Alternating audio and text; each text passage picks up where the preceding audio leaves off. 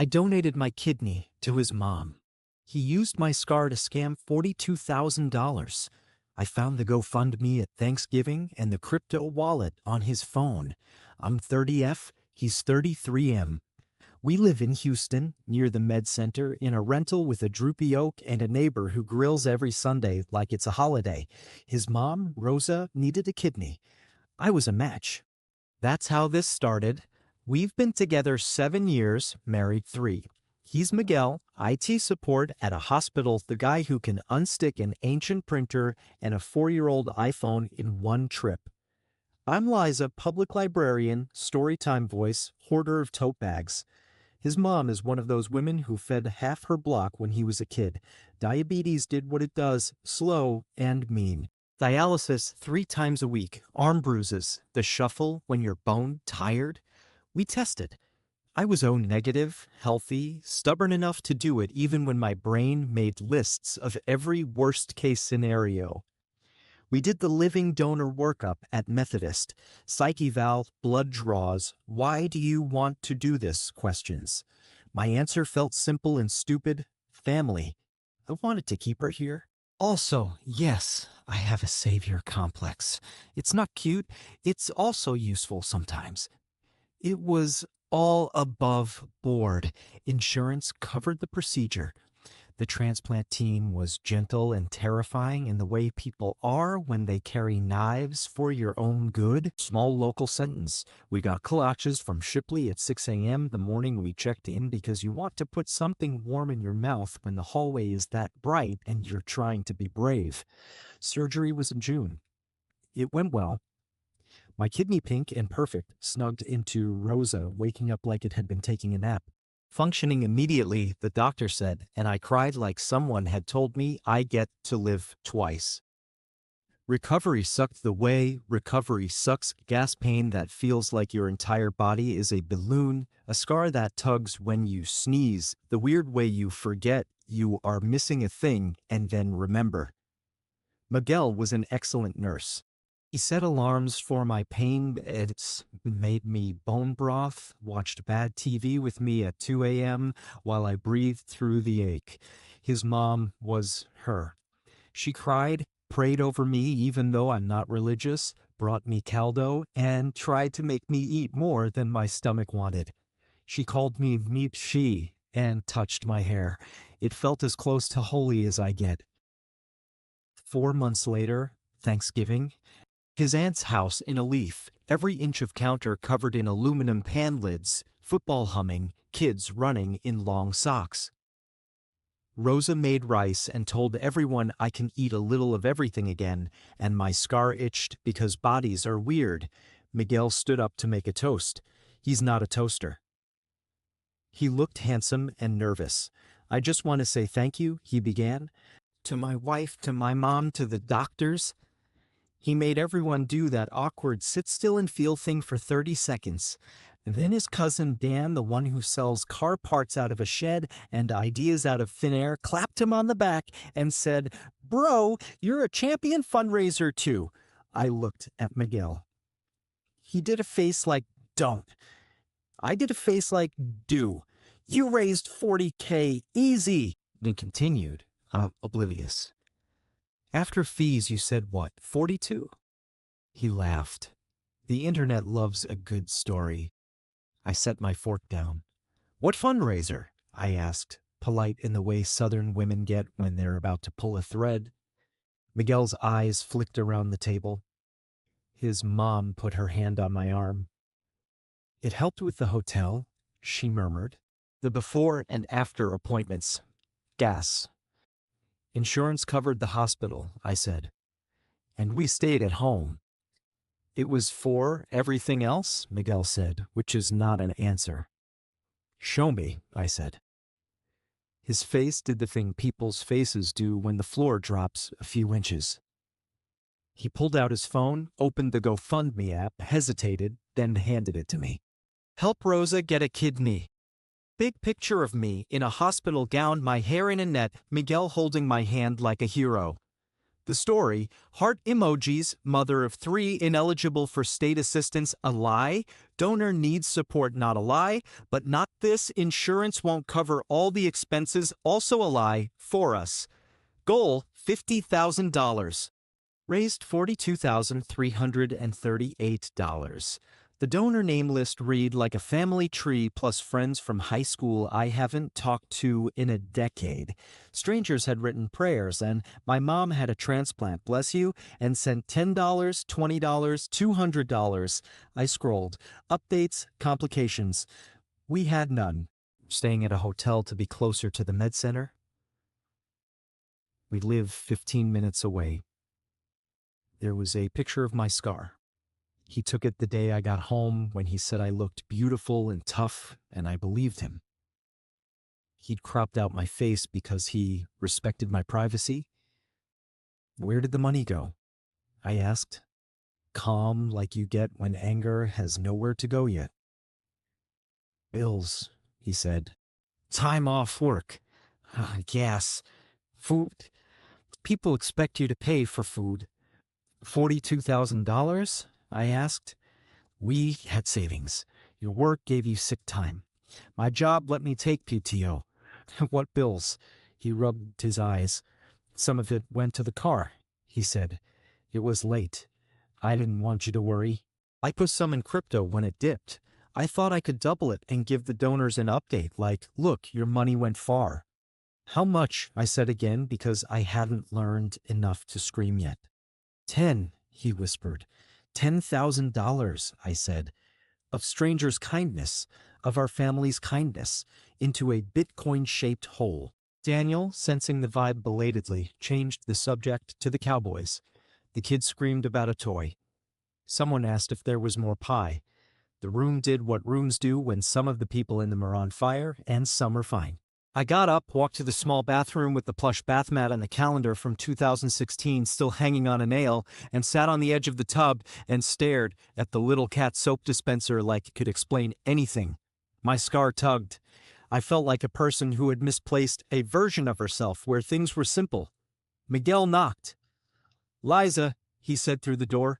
Please. I opened it. He looked wrecked. Good. You made a fundraiser without telling me, I said. You told lies. You used my body. You used our story. You cashed it for likes and money. My voice did a thing it does when I'm really angry and trying not to perform it, flat as a plane. I thought, he started, then stopped. People kept asking how they could help. You know how our people are. They say, what can we do? And they mean we will show up anyway. The first few hundred, I thought, okay, that's gas. That's medicine. Then it was thousands, and I saw our car note. I saw your student loans. I saw your dad's roof. I thought, okay, maybe. And then it kept going. And then Dan said Jay from high school works at Channel 13 and could do a story, and he put his hands over his face. I didn't tell you because you would have made it small and boring and honest. I made it big and stupid, and now I'm standing in a bathroom at my aunt's queso station telling my wife I stole her scar. We went home early. In the car, Rosa cried, held my hand, crossed herself. He shouldn't have, she said. He thought he was blessing you. He was blessing his stupidness. I barely slept. At 6 a.m., I made coffee and opened PayPal, Zelle, Venmo, all the things. He had moved the GoFundMe cash into his checking, then out to Coinbase, then back when crypto dipped further and he panicked. There was $27,000 left. About $5,000 had gone to things you could maybe argue were related. Another $10,000 had gone to the car and a few late bills that shouldn't have been late. The rest had sat, then bled. The donors had no idea.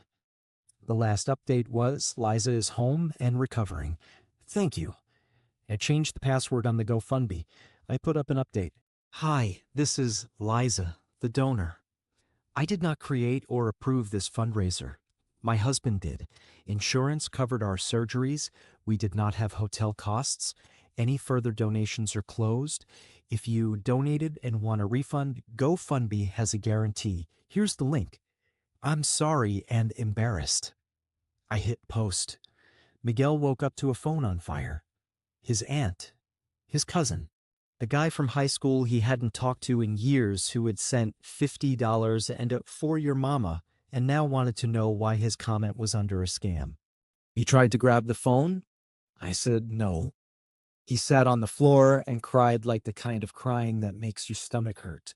I wanted to hold him, and I did not. I texted my boss, I need a day. She said, I don't need details, but I made a pot of soup and I'm leaving some on your porch at lunch. Rosa came over uninvited and put her hand on my hair. We will fix, she said. You will rest. We will call the bank. He will pay back. Small Texas sentence. I drove to Buc-ee's and stared at the jerky wall because sometimes you need to look at something dumb and repetitive to remember the world is not only men doing stupid things. Bates. Update 1, 3 days later, I called GoFundMe. They have a guarantee. If a fundraiser is fraudulent, donors can request refunds. The person who set up the campaign can also initiate refunds. I initiated. They processed $16,000 worth in 2 days. People requested directly too. My phone turned into a customer service desk. I answered 5 polite strangers with "I'm so sorry" and a link before I cried and turned on Do Not Disturb. Miguel called his bank to stop any other auto transfers to Coinbase. He called the car lender to set up a payment plan for returning the misused funds. We made a spreadsheet. If it sounds dry, it was. Dry is all I had. He also texted a long apology to every family member who donated. His family group chat went nuclear. His cousin who clapped at dinner sent "bro what?" then a picture of a dumpster fire gif. His uncle said, "You made me look stupid." His mother replied, "We are not talking like this," and then called me to apologize for raising a son who could seize a moment like a kid grabbing a toy from someone else. I asked Miguel to go stay with his brother for a while. He packed a bag. He tried to leave a card on the table for "when you are ready," it said. I put it in a drawer. I didn't want his words if they weren't accompanied by deeds. Update 2, 1 week later, a thing I didn't plan for, the news. My update got shared. A reporter called. "We'd love to talk to you about crowdfunding ethics," she said. I said no. I didn't want to be the face of "don't scam in the name of kindness." I did send her a list of transplant orgs you can donate to instead, because if the internet wanted to feel something, it could feel that. Work was a bomb. Toddlers do not care if your husband was a fool.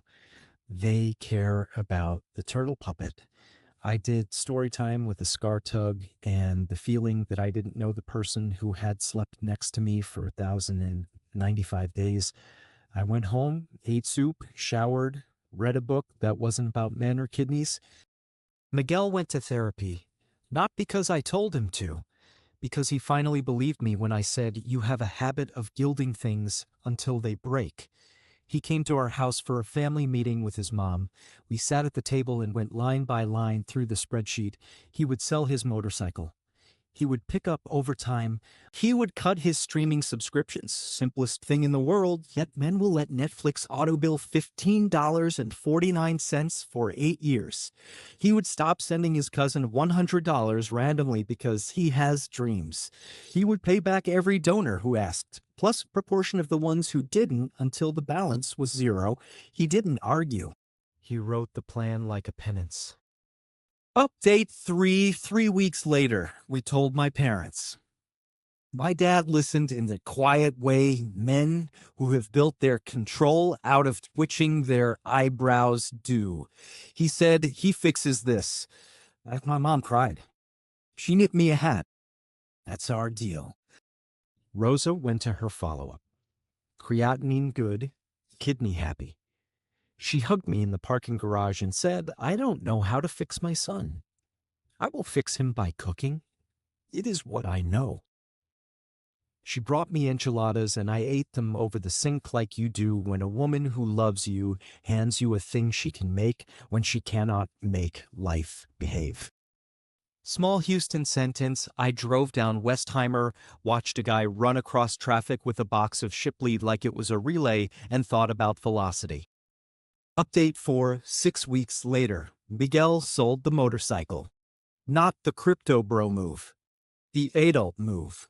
He paid $7,200 toward the refund pool.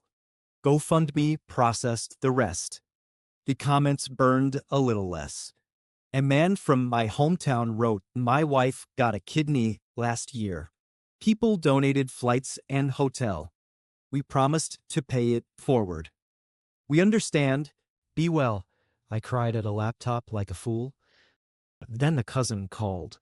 Dan wanted to brainstorm how to get ahead of the PR. I hung up. Miguel told him to lose our numbers for a while. That might be the first time I felt actual respect for him since the bathroom at Thanksgiving. We started couples therapy. We used words like consent and ownership and story.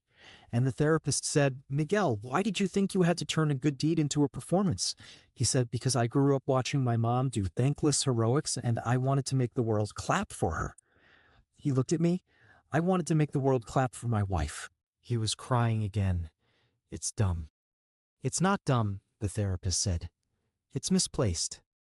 Update 5, 2 months later. Money update. $42,338 refunded or reallocated to charity at donor's request check. Crypto losses covered. We ate that. Car payment back on normal schedule. No more spontaneous help to men with questionable LLCs. Miguel picked up 3 graveyard shifts. He looked wrecked.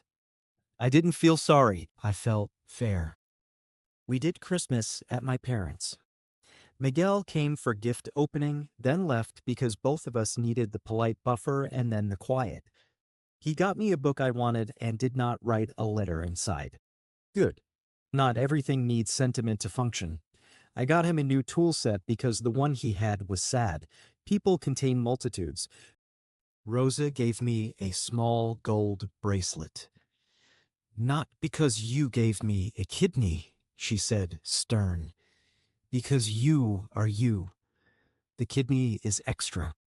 Small USA local sentence. We went to HEB on a Sunday, and it was like the state fair in there. A man in a Santa hat gave me a sample of queso, and I cried, then laughed at myself. Update 6, 4 months later, the legal bit. A donor threatened small claims court to recoup his $500. We settled. We refunded. He posted to his Facebook that they made it right. I do not recommend getting your morality graded by a man who posts minion memes, but here we are. A bigger donor, $5,000 from his boss's church group, scheduled a meeting. Miguel wore a suit. I came. We told the truth. The pastor looked at us like we were teenagers who'd knocked over a mailbox and then come to confess. He said we wanted to help. You misused. You made it right. If I see you on GoFundMe in the next decade, I'll personally come pull your internet. He smiled. It was okay. Update 7, 6 months later, my scar stopped twinging when I laughed. Work got normal and then busy. I started a transplant book club at the library, fiction, memoir, people who need to sit in a room and say, "My body did something weird, yours too." We drank bad coffee. We held stories that weren't ours. It felt like medicine. Miguel moved back in. Not to our room. Not yet. He did the dishes without sighing. He didn't narrate his goodness. He told his boss he was doing too many extras and that a man will lose his wife if he thinks provider has to look like performer. His boss didn't ask. He said it anyway. We had sex. This is no one's business, and also it matters. It was careful. I saw the man I'd married under the idiot. You don't heal by sleeping with someone. You don't heal without touching them, sometimes. Update 8, 9 months later. He found an in-person support group, family members of transplant recipients. Most people in there are moms and wives who need to talk about pills and lab numbers. He sat small. He listened.